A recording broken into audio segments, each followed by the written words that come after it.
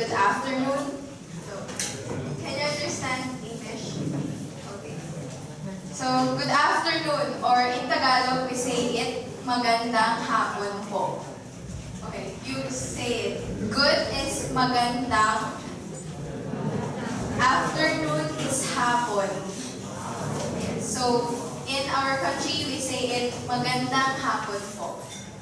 So, welcome to the Philippines. What our country can offer and why should you choose Philippines?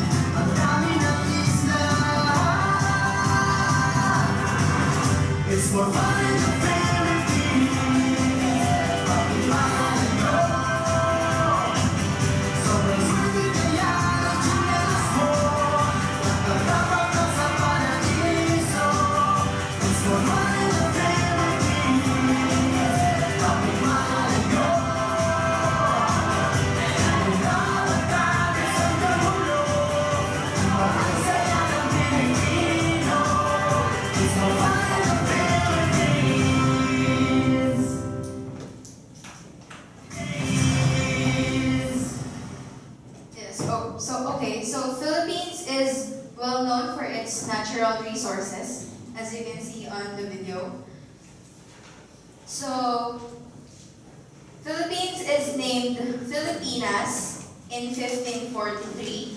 It was based from King Philip II because the country itself honors them, especially the Spain, because they colonized our country in 1543. And around 1600s, the country itself changed its name to Philippines. So first name is Filipinas, and then 1600s up to now, we use Philippines. Our country contains 7,107 islands with 16 different regions. We divide our country into three, which is known as Luzon, Visayas, and Mindanao. Now, for the Philippine language, our official language is Filipino, which is based from Tagalog, with words from other native languages. And also, our second language is English. So, we have 175 estimated languages. Since we have 7,107 islands, those islands use different dialects. And the 8 major dialects that are being used in our country are Bicolano, Cebuano, Ilonggo, Ilocano, Kapampangan, Pangasinense, Tagalog, and Waray. Yup, it's just 8, and we have 175 dialects. Oh, and Shan here can give you a sample on how they speak Waray in Philippines. So, I know how to speak Waray because I did not originally came from the Manila, which is the central of the Philippines, but I came from Tacloban, Leyte, which is a small province located in the Visayas region. So I'm gonna speak to you guys how to speak Waray in good afternoon. Okay, so maupay nga kulog ha iyong atanan. So that's the Waray for good afternoon. It's really hard, I know. Okay, so next. If ever you wanted to go and visit our country, these are the places that we would recommend you to visit. So first, from the north part of our country, we have Baguio, Banawe, and Sagada. In Banawe and Sagada, we have there a so-called rice terraces. You can see this one. We call it rice terraces in the Philippines because farmers think that they will produce more rice if they farm it in a stairwell type of farming. And then, in Baguio, you can also pick strawberries for free. And also this one, as you can see, these are coffins. We call them hanging coffins. Those people are the ancestors from the very, very start of the Philippines, of our history. And only the worthy people or leaders can be hanged their coffins in there. And also they have a culture in Sagada that when a family dies, we have this 40 days. But the body should not be inside the coffin. It should be inside your house, sitting on a chair. And you have to give him or her food even if he's dead. But that's our culture, in Sagada only, not in Manila. Next, we have Bohol. There is an animal, it is known in our country as star shear. It is this small only and has huge eyes, like that in the photo. They are very fragile. If you get to touch them, they will die right away. So, you can just visit them to see, not touch. Bohol is also famous for the chocolate hills. It's not there, I'm sorry. But chocolate hills, it's literally a lot of hills, but when it's raining, the hills turn brown. And when it's hot in our country, it turns green. So we call it chocolate hills. And you can also do a lot of activities there, like visit the falls, do Ride a bike in a line. yeah, ride the bike in a line, like very high up there. And there at the bottom photo, we call it Lobok River. It is where you can dine in on a floating boat while seeing the nature in Bohol.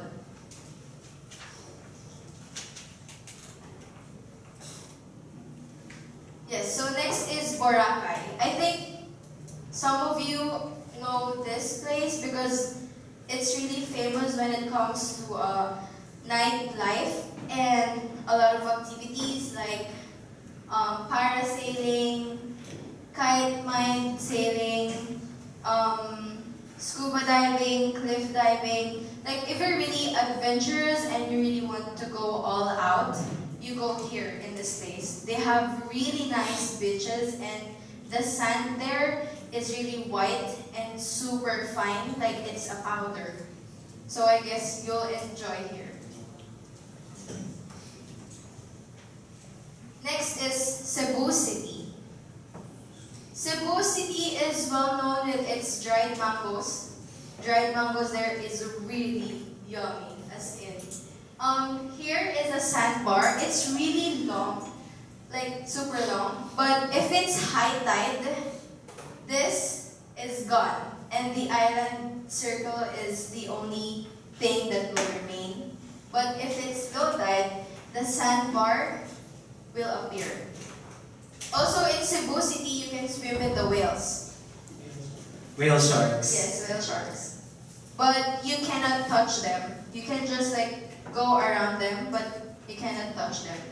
And then there at the top left photo, we call it Kawasan Falls or the Enchanted Falls because the color of the water is really clear and just as what you can see in the photo, that's the real color of it. It's not edited. And there are also historical places like where some Philippine heroes died or sacrificed for our country. And also there is one of the oldest church that you can see in Cebu. So next is the Corregidor Island. This is usually where the Spaniards hid their basement. This is like the tunnel, and this place was bombed, and it was kept like that to remind us of our history.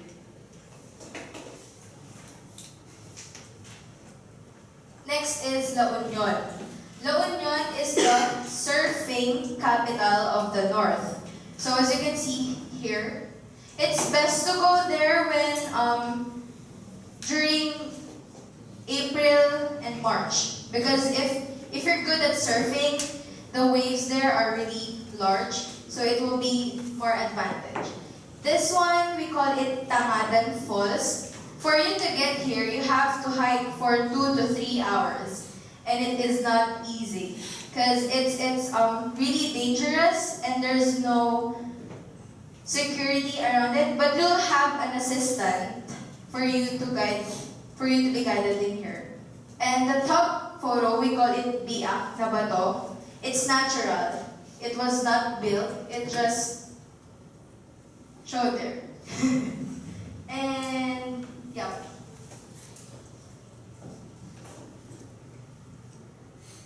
Manila. This is where me and Shan lives and go to school. So Manila is definitely the center of the Philippines. You can see everything there, the business, the nightlife, the buildings. We also have a historical place. It is called Intramuros. It is the place where the Spaniards or other colonizers kept bombing the Philippines, and Intramuros Wall is what kept Manila protected. So it was not redesigned, it stays as it is. To remind us again of the history and of what went through during the past times. Next is Palawan. If you're more into water adventures with nature and stuff, you go here. This is literally the best place. And up until now, it is still in, I think it's the 5th in the 7 wonders of the world. So if you really want to discover a lot of limestones, and the water here is very clear, like you can see what's down there. So yeah, I recommend you to go here. Next is Puerto Princesa. We have this tourist spot named Underground River, because this is really weird. Like, one limestone blocks the river, and then the other side is already the sea, the ocean. So we have this underground river. I think it's around 30 to 45 minutes trip going in and out. And then they also have the jungle side of the Puerto Princesa, which you can also go and explore. And they will also teach you on how to camp and live in the jungle, how to light a fire and cook some food if you don't have enough utensils. Next is Siargao. Siargao is the surfing capital of the entire country. You can also do a lot of stuff here, more on the water adventures usually, but the food and the service here is great. And what makes it interesting is that the businesses inside Siargao is not run by Filipinos, but it is run by foreigners like Chinese, Americans, French, etc.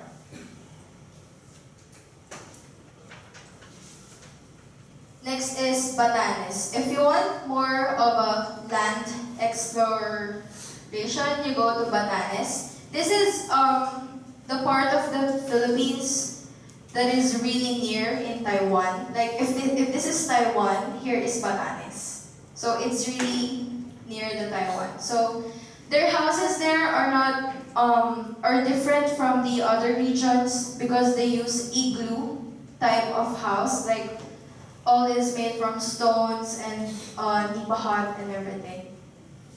So yeah. Now Sean will present the delicacies in the Philippines. So, hi guys. So, as you all know, Philippines is divided into 16 regions. So, and each region has a lot of delicacies. So, I chose the ones that I've eaten so far that I really recommend you guys to eat when you go to the Philippines. So, the left part of the screen is bagnet. Bagnet is it's a fermented pork and it's deep fried and it is the best and it's best to eat it with beer because it's really tasty.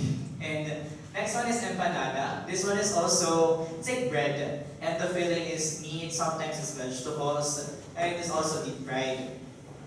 And these two are like one of the delicacies in Ilocos Norte. Ilocos Norte, you can find like windmills there. It's one of their sources of, actually, windmills is one of their sources of energy. So it's a fun fact. Next slide, please. So, crispy pata. Crispy pata is also a deep fried food. It came from the thigh part of the pig. It's really yummy and I really recommend you guys to eat it. Also, longganisa. Longganisa is like stinky tofu here in Taiwan, but it doesn't stink. But it is also fermented. Longganisa has two flavors. It can be sweet and it can be bland also. And it is best dipped on vinegar.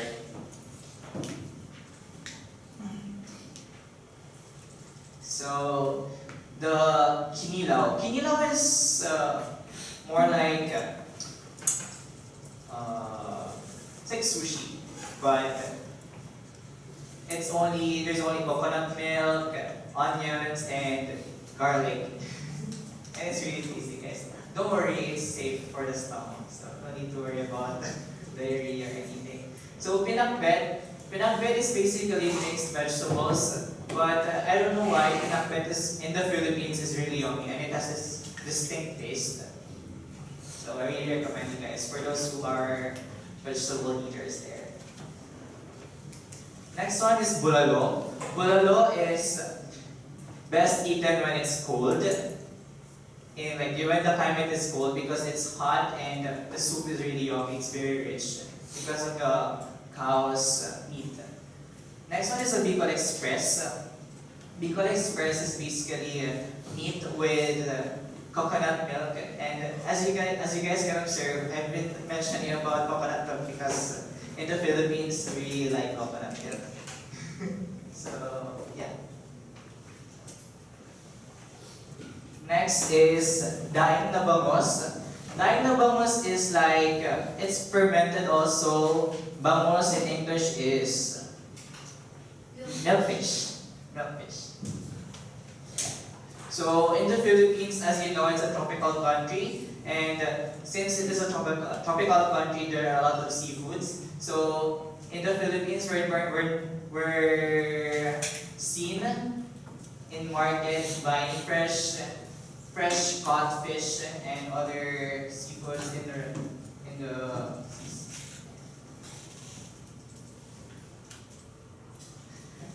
Next is sinigang. Sinigang is like bulalo. But the difference is that sinigang is sour.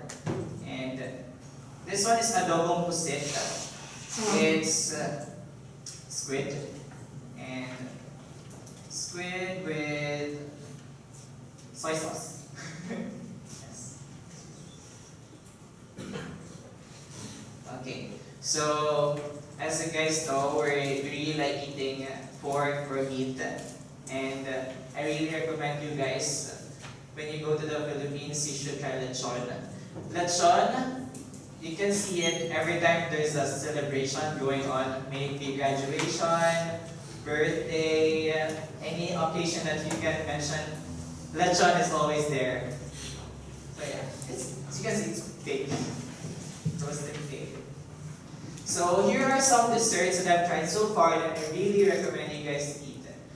One is Sylvanas. Sylvanas is made of milk and sugar, and it came from Bicol.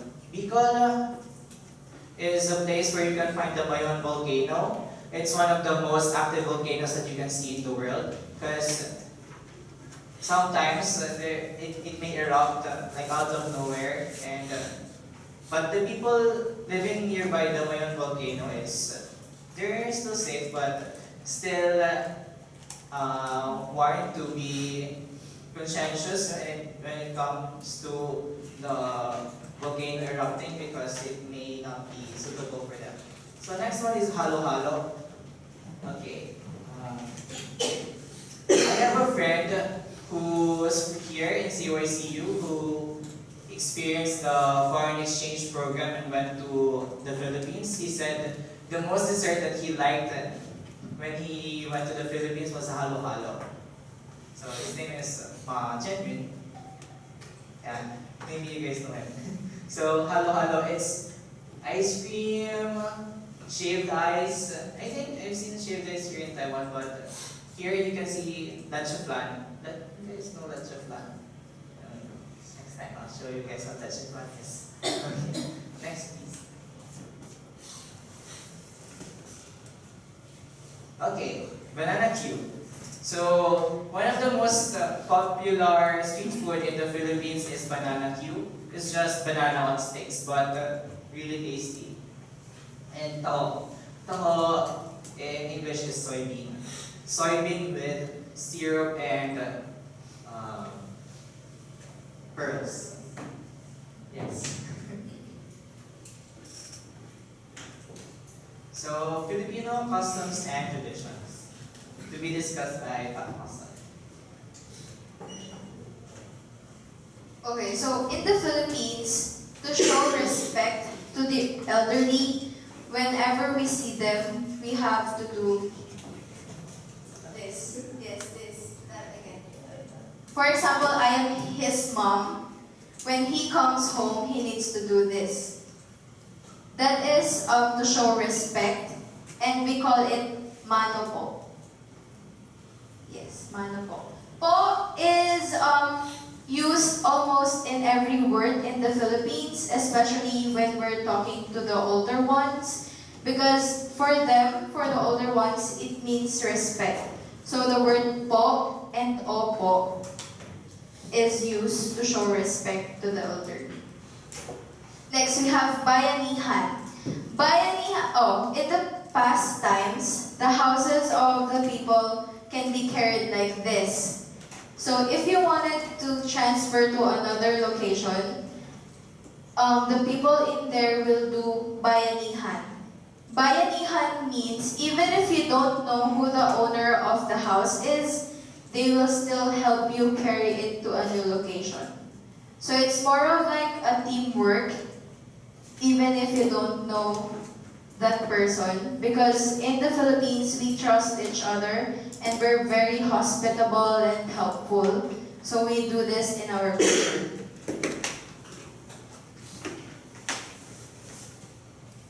Next is kamayan, or eating with hands. Most Filipinos don't know how to use spoon and fork, like some of them, so they eat with their hands. And according to the Filipinos, the food gets yummier when you eat with hands. So, yeah, you should try that. And what they're doing there is called a budol fight. They are offered a variety of food, and they have to eat it through their hands. Also, to remember that our ancestors did not use spoon and fork back in the days, but all the work that they have done is through hands only.